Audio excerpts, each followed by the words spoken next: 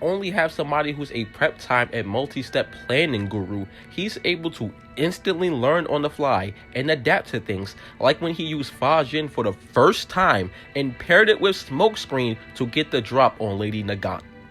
Remember, parallel processing and multitasking is supposed to be nearly impossible, and like I said, he was still attempting to learn and master these quirks, so he was mixing and matching with ones that just work together best, while in the heat of battle. Mind you, that Smokescreen Fajin combo was just a feint.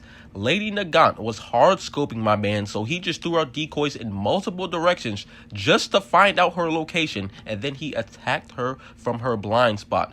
My man's really generated a plan using quirk combos he's never paired together before just to beat her. Remember when all his limbs were messed up and he couldn't stand versus Shigaraki all for one in Gigantomachia, but he really needed to move? So what does he do? Black Whip Froppy style. And spoiler warning coming up, because the anime didn't get here yet, like this happens in season 8, right? But Deku couldn't move any of his limbs. I know, shocker. But he coated them in Black Whip to force himself to move. He was basically puppeteering himself.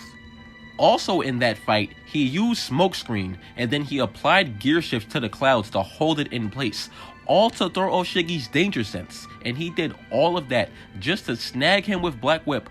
Otherwise, he wouldn't have been able to touch him, because just like I said, Shigaraki stole Deku's danger sense. But it's stuff like that that makes his mother gag not cliche or get boring, because it's being utilized in real moments and not just played for laughs. But his talk with Endeavor really highlights how much of a maniac this guy is.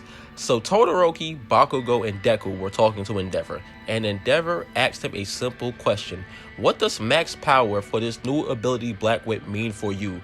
And then Deku goes on a straight yap session. This panel looks like something out of Hunter x Hunter and Togashi wrote it, not Horikoshi. That's just how his mind works. The act of parallel processing is supposed to be extremely difficult, and it said multitasking is impossible, which is news to me because like I do it all the time. But with Deku, he's elite at it because like I mentioned earlier, with what he did with combining multiple applications of quirks versus Lady Nagant, it's often said that before people are widely recognized for being geniuses, that they are seen as crazy or weird because of how their mind works. And you can quite literally see this with Deku, because when his brain goes into overdrive mode, people literally think he's going crazy and being weird. Speaking of being crazy, this will segue into my final point about why Deku being a